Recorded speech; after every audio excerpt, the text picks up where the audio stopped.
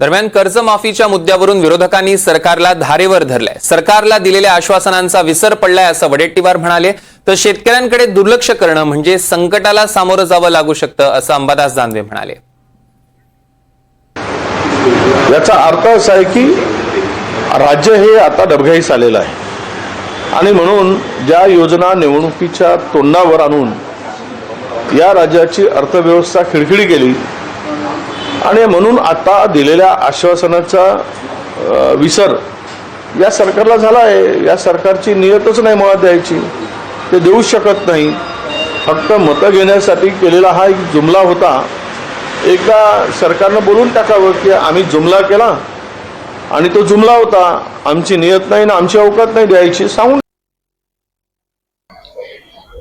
अजित पवार आणखी काय काय बोलले, आर्थिक नियोजनाविषयी बोलले.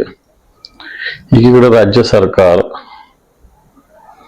सार्वजनिक बांधकाम, MSRDC, जलसंपदा, जलसंधारण या विभागामध्ये गरज नसताना मोठ्या निविदा काढतायत. प्रत्यक्षात तरतूद अतिशय कमी करतायत.